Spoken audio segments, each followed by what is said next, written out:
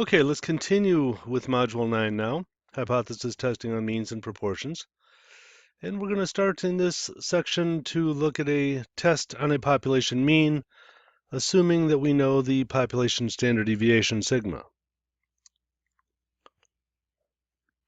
We're going to start with a one-sided or one-tailed test. Remember, we have a couple of different versions of a one-tailed test. It can be left-tailed or right-tailed. Here on the left-hand side, I have a left-tailed test where the alternative says that the mean is less than some number, which we're going to call mu0. The subscript 0 again indicating the value in our hypotheses here, in the null hypothesis. Or we could have a right-sided test. Is the mean less than or equal to mu0, or is it bigger than mu0? Remember again that you have to have the equality part in the null hypothesis, whether it's a greater than or equal or less than or equal. Again, how do you know if it's a left-sided or right-sided test? You have to read the problem carefully. The problem will tell you in the wording of the problem if it's left or right-sided. And again, we'll see some examples coming up. Now, we need something called a test statistic for determining this test, for how to make our decision in this test. We're going to have two different test statistics. This will be very similar to what you had in Module 8 on interval estimation. Do we have sigma known or do we have sigma unknown? If sigma is known, our correct statistic is a z statistic, x bar minus mu0 over sigma over the square root of n. That again assumes that sigma, the population standard deviation, is known to us. If we don't know sigma, we're going to have to use S, our sample standard deviation, and this becomes a t statistic, x bar minus mu0 over S over the square root of n.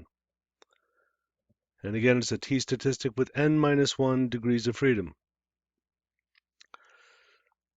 So we'll do examples of both the sigma known and sigma unknown case. Okay, I like to start with what I call a generic example. That is, I'm not going to put actual numbers into the hypotheses yet.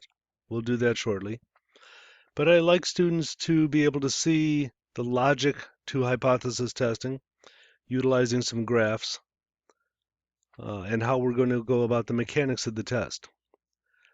So supposing we assume the following. Sigma is known in this problem. Let's assume that n, your sample size, is greater than 30. Why do we want that? Well, remember the central limit theorem. With a sample size greater than 30, we can assume that the distribution of x bar, the sample mean, is approximately normal. And let's start with a one-sided test, a one-sided right-tailed test. Is the mean mu0, or is it greater than mu0? And I'm going to just use some graphs here to kind of explain the logic to the test. First, let's put our hypotheses up there again. A right-sided or right-tailed test. Let's start with our population here that we're sampling from. In a sense, the null hypothesis is making a statement about what is the mean of this distribution. It's saying that the mean is mu0. And remember, we assume the null hypothesis to be true unless we get sizable evidence otherwise. So we will assume that the actual mean is right here. This is just reminding you that we're assuming that the population standard deviation is known to us. We'll change that later. Kind of obviously, if we want to test a hypothesis about a population mean, somehow we're going to utilize the distribution of the sample mean, which we learned about in an earlier module. You might recall some things about the distribution of the sample mean. First, its mean is exactly the same as the population mean. So we can write E of x bar, or the expected value of x bar, is equal to mu, which we're hypothesizing to be mu0. Again, if the null is true, this mean will be exactly what's in our null hypothesis, and we are assuming the null to be true. Don't forget the formula for the standard error of the mean, sigma x bar, sigma over the square root of n. And since we're assuming sigma is known to us, we will be able to calculate this standard error. Now, if you think about it for a moment, if the null is true, if the mean is really right here at this mu0, does that mean that I'm going to get a sample mean exactly at the same point? Of course not. There's bound to be sampling error. Remember, your sample statistics will not exactly equal population parameters. I might get a sample mean that's above mu or below mu. But if the null is really true, there should be a pretty high probability, given that this is a normal distribution, there should be a pretty high probability that I come within a certain number of standard deviations of this mean. By the way, I forgot to mention, why did I draw this curve as normal? Because we're assuming the sample size is at least 30, and so that the central limit theorem applies. So what I'm trying to get at here is if the null is true, we're more likely going to get a sample mean here, x bar, that is reasonably close in terms of standard deviations to our hypothesized value in the null hypothesis. Now, what if the alternative is true? What if mu is actually greater than mu0? Well, in that case, I'm more likely going to get an x bar to the right of mu0, somewhere up here in the upper end of the distribution. In fact, the farther away I get, the more likely I would want to reject the null and conclude the alternative. Now, this is where we need a cutoff point, or what I'm going to call a critical value. We need to make a decision about, gee, if we get a sample mean too large or above some level, we're going to reject the null hypothesis. Now, we could do the test in terms of x bar, but it is actually more common at this point to jump to the standard normal distribution, the z distribution, and do the test down here. Use what's called a standardized test statistic. As I was just saying a moment ago, if HA is true, if the alternative is true, we're more likely going to get an x bar to the right of mu0. Therefore, I would want to reject the null and conclude the alternative if I get something too far to the right. And now that should tell you why this is called a right-tailed test, because I'm going to want to reject the null somewhere out in the right end of these distributions. Okay. Remember, we get to choose an alpha level. I'm going to call this value right here x bar alpha, and that corresponds to a value on the z distribution, which we'll call z alpha. We have an alpha probability out in the end of this distribution. This is going to be what I call our rejection area or rejection region. If I get a z statistic, a test statistic above this critical value, I'm going to reject the null. Notice the probability of doing that is exactly alpha. We'd be making a type 1 error in this case. Why would we be making a type 1 error? Remember, type 1 error is rejecting the null when in fact it's true. Wherever I put this critical value, if I decide I'm going to reject the null above it, notice the null in this case, the way I've drawn it, is true. The mean really is right here. It's mu0. I could get a sample mean out here. It could happen. But I've decided that that's too far to the right, and I'm going to reject the null out there. Now, of course, the researcher gets to choose the alpha level. If we're not happy with this particular alpha level, we could make it smaller. Remember, the common alpha levels are the 1%, 5%, or 10% level. You should be able to see now why this is called a right-tailed test, because we're going to reject the null out in the right end of the distribution. If I get a test statistic above my critical value, I reject the null. If not, if I get something lower than that, I cannot reject the null. So as I said, this is a generic example. We haven't put actual numbers into it yet, but hopefully it gives you the general idea to a hypothesis test. You set up your hypotheses. If it's a right-tailed test, you're going to reject in the right end of the distribution. If I get a test statistic above my critical value, we will reject the null. Of course, if you now understand what happens with the right-tailed test, how would all of this change if our test was left-tailed? Well, then our rejection region would be in the left end of the distribution. What if you had a two-tailed test? In that case, we'd want to reject the null if we get a sample mean too big or too small, which means a z-value too big or too small. That is, we'll have rejection areas in both ends of the distribution.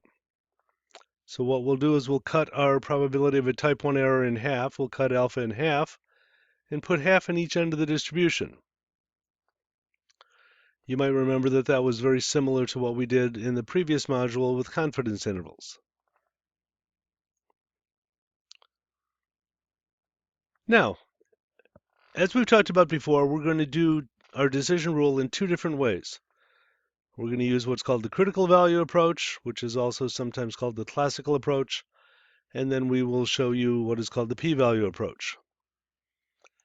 If we're using the critical value approach, if it's a right-tailed test, you're going to reject the null when you get a test statistic z-value that's above your critical value, the z-value that leaves alpha probability above it. If it's a left-tailed test, you're going to reject in the left end of the distribution if you get z below a negative z alpha critical value. And if it's two-sided, you're going to reject in both ends of the distribution. Cut alpha in half, you'll reject the null if you get a z-value above z alpha over 2, or in the left end if z is less than negative z alpha over 2. Again, I've drawn some graphs just to summarize these cases. The top case again is the right-sided test. We will reject out here on the right end of the standard normal distribution, assuming sigma to be known. A left-tailed test in the middle here will reject in the lower end of the z distribution. And a two-sided test, we will cut alpha in half and reject in both ends. And again, we can find these z-values once we know the alpha level. For example, up here, if I wanted alpha to be 5%, we'd have to go find a critical z-value that leaves a 5% probability above it, which means 95% below it. And you should be somewhat familiar from earlier modules on how to find these z-values, but we'll also show you as we go along. Okay, let's do what I'll call a real live breathing problem here, or let's do an actual example with real numbers in it. In a manufacturing firm, one part of the assembly line process should take on average no more than 15 minutes. If the process takes longer than 15 minutes on average, it disrupts the production process, and corrective measures need to be taken. Periodically, the firm takes a sample of times for this procedure to judge whether or not their standards are being met.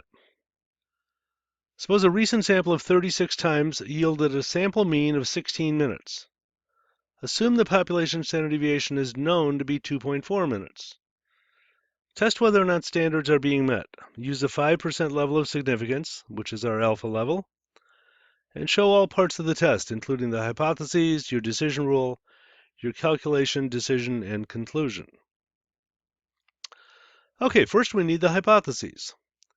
Notice it tells you here that the average time for this assembly line process should be no more than 15 minutes, which means less than or equal to 15 minutes.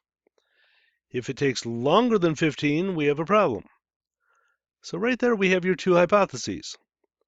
One is going to state that the mean is less than or equal to 15 minutes, and the other is going to state that the mean exceeds 15 minutes. Our sample size here is 36. Our sample mean is 16, that's x bar. And the population standard deviation, sigma, is known to be 2.4. So let's start looking at how we do this test.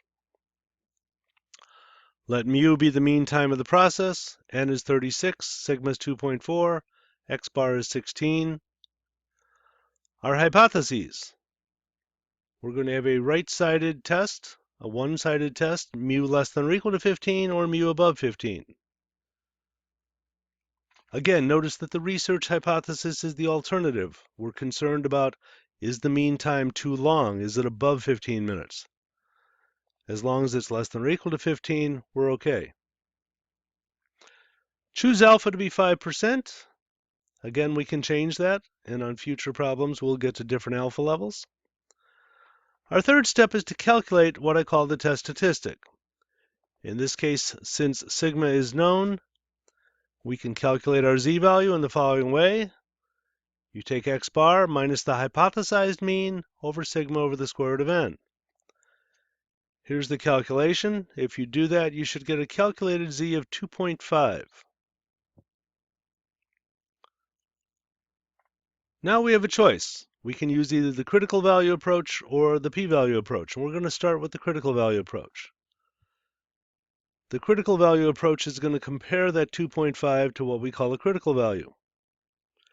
With alpha equal 5%, our critical value is going to be a z-value that leaves 5% in the upper end of the distribution. And again, we'll look at that graphically in a moment.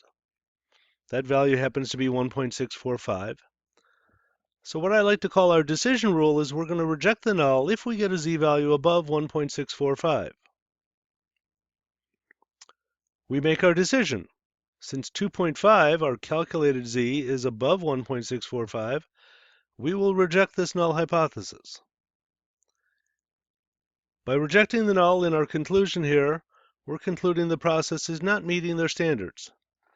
The mean time of this process appears to exceed the 15-minute standard, and some type of correction is necessary. Now, if you're not sure where that 1.645 came from, let's take a look at it graphically. Remember, we had alpha to be 5%, so we need a critical z-value that leaves a 5% probability above it. If you go to your z-table, or you can use your calculator, you should be able to find that z-value to be 1.645.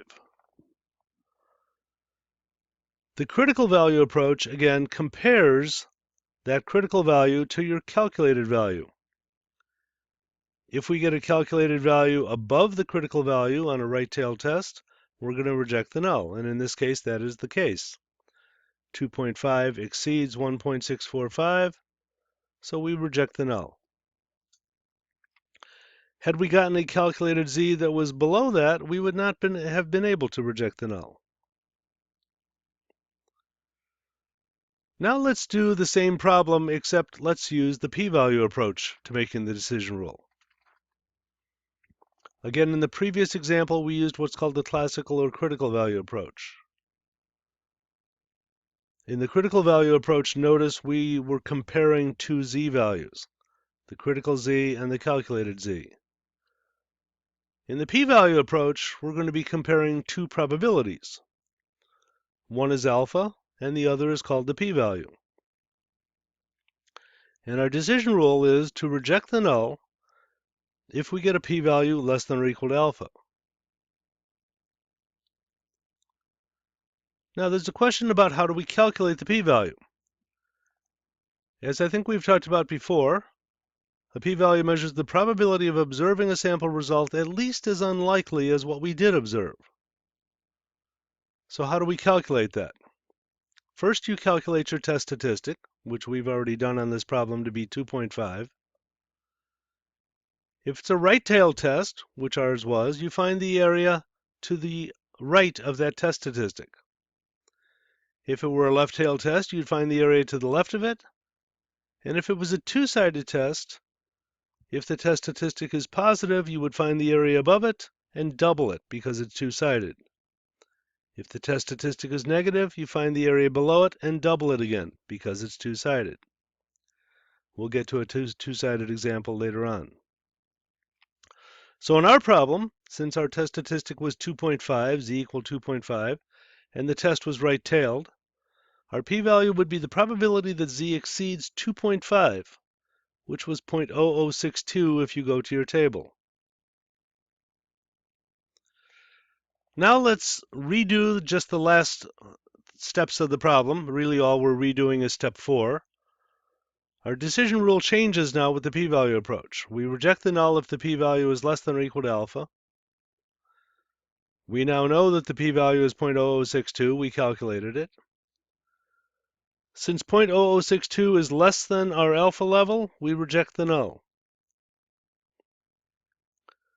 Our conclusion is exactly the same as before. The process is not meeting their standards, and some type of correction action is necessary. Here's a look at the p-value approach. Instead of using these two z-values down here, we're going to use two probabilities. One of which was alpha, which we knew was 5%, this probability out here. And the other is to take your calculated z of 2.5 and find the area above it, which would be this smaller area down here. Now it's pretty easy with the graph to see that the p-value here is smaller than alpha, which is another way of telling you that your calculated z had to be above the critical z and you're in the rejection region. So again, since our p-value of 0.0062 was less than 0.005, we ended up rejecting the null. There's a couple of advantages that the p-value approach has. You don't really even have to calculate this critical z-value here. All you need to know is alpha, which you choose in the problem. Get your calculated z and find the area above it in this case for a right-sided test to find the p-value. And once you have those two probabilities, making your decision is quite easy. The other advantage of the p-value, as we'll see, is that many calculator and computer programs can automatically calculate the p-value for you. In fact, let's get to how to use the TI-83 or 84 for doing a hypothesis test. Press your Stat button, scroll over with the arrow to get to Tests, choose number 1, which says Z-Test, because we're using Z in this first example. Hit the Enter button. For now, choose Stats, not Data, since you were given the mean and everything in the problem we just did. You would choose Data if you were entering the actual sample data in a list. The calculator is going to ask you for mu0, the hypothesized mean. You'll plug in 15 on the problem we just did. It'll ask you for the standard deviation. You'll plug in 2.4. It'll ask you for the sample mean, which was 16 in this problem. You enter your sample size of 36. Then the calculator will say choose which type of test, either a two-tailed or a one-tailed. You'll have to choose the correct symbols on there for right-sided, left-sided, or two-sided. In this case, this was a right-sided test, so choose the right-sided alternative, mu greater than mu0, and then press the Calculate button. You're going to get a z-value of 2.5, which we've already known that we've done in the problem, and the p-value will be given to you as 0.062. Now, a word of caution about using a calculator. While it gives you the p-value in the test statistic, there's other parts of the test that the calculator doesn't give you. For example, the calculator doesn't tell you, did you have the correct hypotheses? You have to be able to set up the correct hypotheses, either one-tailed, two-tailed, right-sided, left-sided, on your own. It doesn't tell you what your decision rule should be. That you'll need to know. It doesn't tell you how to state your decision and conclusions. So there's still a lot you have to know on your own besides what the calculator will give you. Okay, now that we've done a problem on a mean with sigma known, next is going to be what if sigma is unknown? And again, that's going to lead us to the t-distribution. But we're going to stop here for the end of part 2.